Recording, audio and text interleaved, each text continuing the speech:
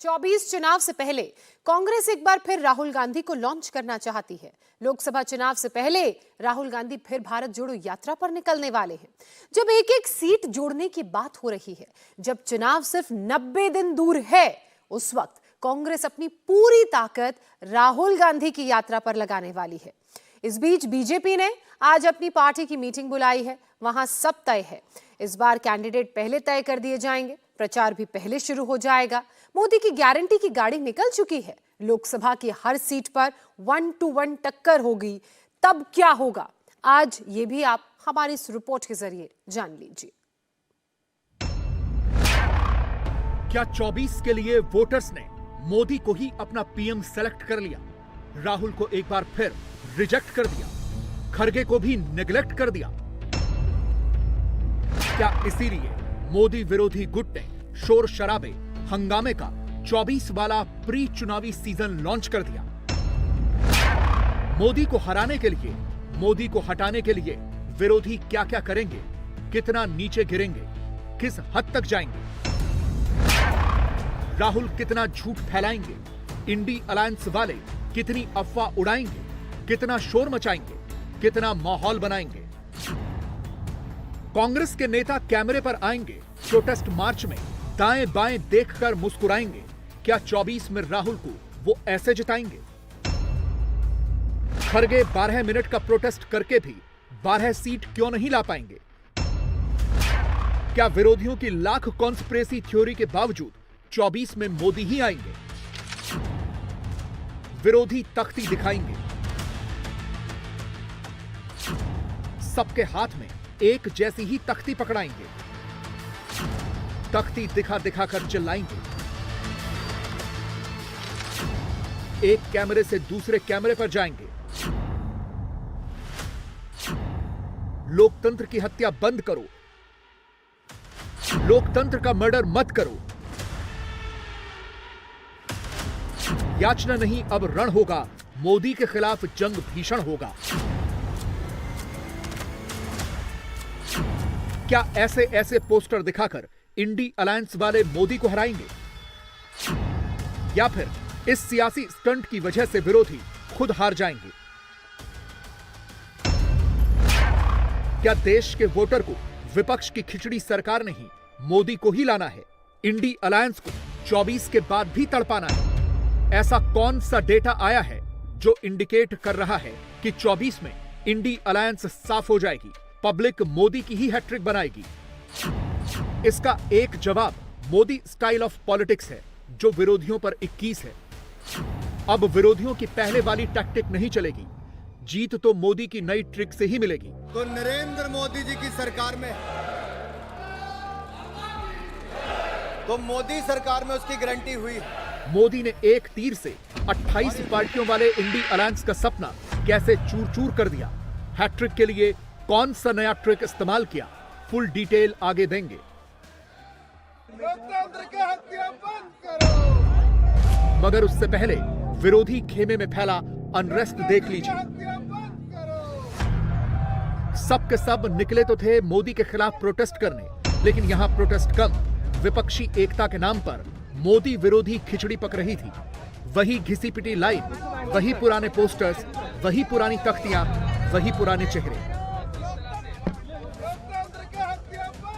सब पहले से तय था। सामने लोकतंत्र बचाव वाला बैनर होगा, बीच में कांग्रेस अध्यक्ष दिखेंगे, अगल बगल बाकी नेताओं का जमावड़ा होगा। कोई पोस्टर पकड़ेगा, कोई पोस्टर के पीछे पैदल मार्च करेगा, तो कोई पीछे से तख्तियां लहराएगा। एक बैनर को 5 पार्टियों के नेता पकड़ेंगे और कैमरा देखते ही मोदी पर टूट पड़ेंगे। अंदर लोकतंत्र कुचला जा रहा है, लोकतंत्र की हत्या की जा रही है। हम लोग सस्पेंड कर दिए गए हैं। नहीं, ये लोकतंत्र की हत्या है, संविधान का अपमान है। ये लग रहा है कि इस देश में इमरजेंसी है। बुलडोज सरकार चला रही है, ये लोकतंत्र की हत्या है। ये आपका जो दिन है, जो तरीका है, वो इतिहास में काले पन्नों की तरह याद किया जाएगा। आप पक्ष वालों के लिए अलग कानून बनाए और विपक्ष वालों के लिए अलग, तो ये पूरी दुनिया देख रहा है कि आप किस तरह से लोकतंत्र को खतरे में डाल रहे हैं। 6 मिनट में बिल पास हो रहा है, ये लोकतंत्र है? 150 सांसदों को निलंबित कर दिया। मदर ऑफ डेमोक्रेसी को मोदी जी जिबा कर रहे हैं, कत्ल कर रहे हैं। जब सरकार सारी मान्यताओं को, मूल्यों को, लोकतांत्रिक संस्थाओं को ध्वंस करने पर आमादा हो जाती है तो लोग सड़क पर ही आते हैं। क्या करे, मजबूर कर रही है सरकार, सदन में बोलने का मौका नहीं देते तो क्या करे, मजबूरन में बाहर आने पड़े। देश की आवाज दबाई जा रही है। देश में प्रजातंत्र को बुलडोजर के नीचे रौंद दिया गया है। देश के संविधान का गला घोट दिया गया है। देश में सवाल पूछने और बोलने की आजादी को खत्म कर दिया गया है। माइक पर तो कांग्रेस के अध्यक्ष भी आए, उन्होंने भी 3 मिनट का इंट्रो दिया। तस्वीरें देखकर यही लगा कि 24 में मोदी वर्सेस राहुल नहीं, मोदी वर्सेस खरगे ही होगा। इसीलिए खरगे अभी से नोट्स बनाने लगे हैं, कैमरे पर नोट्स में बने पॉइंटर ही सुनाने लगे हैं। मगर खरगे की बातें सुनकर क्या लगा? ये लगा कि इंडी अलायंस को अभी से डर है, मोदी पर फिलहाल 24 में कोई खतरा नहीं है। सरकार ये नहीं चाहती, मोदी जी ये नहीं चाहते और सदन के मुखिया है वो भी नहीं चाहते कि सदन चले। अगर आप सदन में नहीं बोलेंगे तो कहाँ बोलेंगे? ये दुर्दैव है कि शाह साहब भी वहाँ पर नहीं आए हाउस में और प्रधानमंत्री नहीं आए। This is very bad. That's will warn the government. Such things will happen in future also. He should not think that permanently 100 years he is going to live. अगर यही है तो सबको बाहर डाल के तुम अकेले ही करो। वैसे गुरुवार को एक और दिलचस्प बात हुई, क्योंकि राहुल मोदी विरोधी प्रोटेस्ट मार्च से गायब थे, कहीं नहीं दिखे। वो दिखे CWC की मीटिंग में, साथ में सोनिया गांधी भी थी, प्रियंका भी थी। यहां भी 24 वाली स्ट्रेटजी पर ही चर्चा हुई। मगर उससे पहले प्रियंका ने अपनी टाइमलाइन पर मोदी के खिलाफ जो लाइन फिट की, उसके शब्द थे, भाजपा के राज में संसद, सरहद, सड़क, समाज कुछ भी सुरक्षित नहीं है। इसका एक ही मतलब निकलता है, लोकतंत्र के मंदिर के अंदर बुलडोजर चलाया जा रहा है। लोकतंत्र पर मोदी पर हमला नहीं रुकेगा, 24 तक ऐसे ही चलता रहेगा। सारे विरोधी मिलकर मोदी पर शब्दों के बाण छोड़ेंगे। मगर क्या इससे कांग्रेस का या फिर इंडी अलायंस वालों का वोट बढ़ेगा? यह समझने के लिए आपको कुछ फिगर्स दिखाते हैं। 1978 से लेकर 2023 तक देश में जितने भी 280 विधानसभा चुनाव हुए हैं, उनमें से 210 यानी करीब 75% चुनावों में क्लियर मेजोरिटी की सरकार बनी है। इन 210 चुनावों में से 133 चुनाव उस पार्टी ने संपूर्ण बहुमत से जीते जो चुनाव में अकेले लड़े। 210 में से 77 चुनाव जीतने वाले वो दल थे जिन्होंने चुनाव से पहले प्री पोल अलायंस बनाया। इसका मतलब यह हुआ कि अब क्लियर वर्डिक्ट्स का ही जमाना है, और यह सिर्फ विधानसभा चुनाव तक सीमित नहीं है, असर लोकसभा चुनाव पर भी पड़ता है। और मोदी की लीडरशिप में बीजेपी अब कैसे एक डोमिनेंट फोर्स बन चुकी है, कुछ आंकड़ों से यह भी समझिए। 5 साल का जो पीरियड 2023 में खत्म हुआ, उन 5 सालों में भी जिन राज्यों में चुनाव हुए, वहां भी पब्लिक ने क्लियर वर्डिक्ट्स ही दिए। 2019 से 2023 के बीच 30 राज्यों के विधानसभा चुनावों में से 27 राज्य यानी 90% चुनाव ऐसे थे जहां क्लियर मेजोरिटी की सरकार बनी। इनमें यूपी, असम, गोवा, मणिपुर, राजस्थान और उत्तराखंड जैसे राज्य हैं जहां बीजेपी की सरकार है। इस विश्लेषण से यह पता चलता है कि आज की तारीख में वोटर जिसको भी वोट दे रहा है, छप्पर फाड़ के दे रहा है, और फायदा मोदी को ही हो रहा है। वोटर समझ रहा है कि उसे हर बात पर तख्तियां लेकर घूमने वाली खिचड़ी सरकार नहीं चाहिए, और यह बात तो 14 के बाद ही देश का वोटर समझ चुका है। बस मोदी विरोधी नेता नहीं समझे। कंफ्यूज वोटर नहीं है, मोदी विरोधी गुट के नेता कंफ्यूज हो रखे हैं, इसीलिए मोदी को दिन रात गाली दे रहे हैं। वो अभी भी पोस्टर बनाने में ही बिजी हैं। ये लोकतंत्र की रीत नहीं है, लेकिन इस देश में लोकतंत्र नहीं बचा है। 143 सांसदों को जिस बेरहमी से निकाल दिया, कुचल दिया लोकतंत्र। अंदर की जो इच्छा है ना तानाशाही की, वो प्रतिबिंबित हो रही है। जिस तरीके से भाजपा विपक्ष विहीन सत्ता चाहती है, जनता के आगे चल नहीं रही उसकी, विपक्ष मौजूद है सदन के अंदर, तो उसे बाहर करो। तो ये भाजपा की तानाशाही को दिखाता है। ऐसा नहीं है कि कांग्रेस की टॉप लीडरशिप को पता नहीं है, जानते तो वो भी हैं। सामने मोदी की चुनौती है, इसीलिए कांग्रेस की सीडब्ल्यूसी में अब भारत जोड़ो यात्रा सीजन 2 की बात उठी है। राहुल को एक बार फिर लीड लेने के लिए कहा गया है। इसका खुलासा खुद कांग्रेस अध्यक्ष ने अपने ट्वीट में किया है और राहुल से कहा है कि अगर 24 में जीतना है तो ईस्ट टू वेस्ट राहुल को एक बार फिर अपना बेस्ट देना ही होगा। पूरब से लेकर पश्चिम तक एक बार फिर भारत जोड़ने निकलना ही होगा। In the CWC meeting, Congress President initially told Rahul Gandhi ji that he is getting massive opinion from the party workers and leaders from all over India that Rahul Gandhi ji should do a second yatra from east to west. After that, all the CWC members unanimously also requested to Rahul Gandhi also to do the yatra. Rahul को न Hindi heartland के 3 राज्यों में भारत जोड़ो यात्रा का फायदा मिला और न ही मोदी के खिलाफ पोस्टर पैम्फलेट दिखाने से ही इंडी अलायंस का वोट बढ़ा, उल्टे वोट घट गया। हां, यह जरूर है कि अक्टूबर 2022 में खरगे के कांग्रेस अध्यक्ष बनने के बाद कांग्रेस को कर्नाटक और तेलंगाना में जीत मिली है, मगर 24 के लिए पीएम की रेस में आए खरगे क्या पॉपुलैरिटी के पिच पर मोदी को टक्कर दे सकते हैं? वोटर के मन में तो मोदी हैं, क्या खरगे वोटर्स को अपनी ओर आकर्षित कर सकते हैं?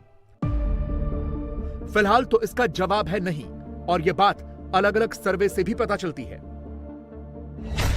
2023 के फरवरी के एक सर्वे में जिस एनडीए की टैली 286 थी, अगस्त 2023 आते आते वो टैली 306 सीटों पर पहुंच गई और 3 राज्यों के नतीजे आने के बाद इसमें और इजाफा हो गया है। बीजेपी तो अब अकेले अपने दम पर 350 प्लस सीटें जीतने का क्लेम करने लगी है।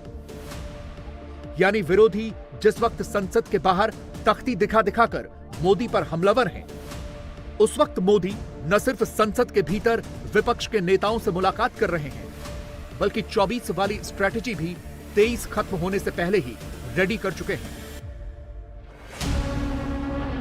इंडी अलायंस की ममता 24 के लिए खरगे पर चांस लेती हैं। खरगे खुद कहने से हिचकते हैं, पहले चाहते हैं कि उनके सांसद तो जीत जाएं, फिर देखेंगे। मगर हिस्टोरिकली क्या यह दांव फिट बैठ रहा है? 1977 में मोरारजी देसाई कहीं भी सीन में नहीं थे, मगर उन्होंने चरण सिंह और बाबू जगजीवन राम, जो खुद एक दलित थे, उनको साइडलाइन करके जनता पार्टी के गठबंधन तले पीएम की कुर्सी संभाली। 1989 में नेशनल फ्रंट और लेफ्ट फ्रंट ने मिलकर चौधरी देवीलाल को पीएम का चेहरा बनाया, मगर उन्होंने इससे इनकार करके वीपी सिंह को पीएम बनाया।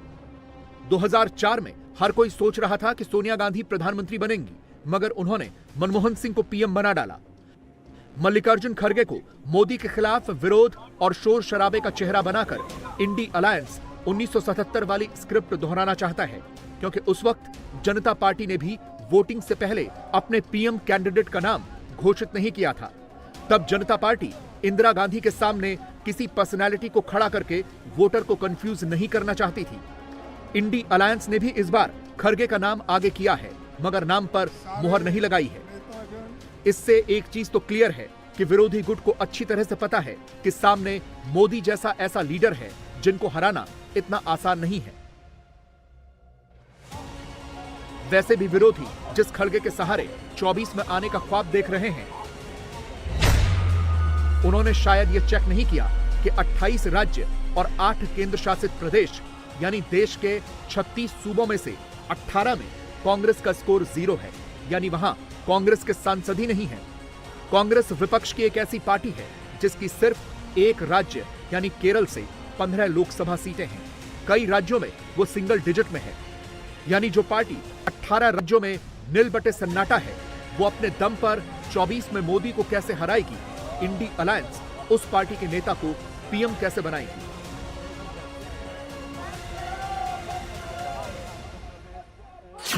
किसको छोड़ा है इस कांग्रेस पार्टी ने?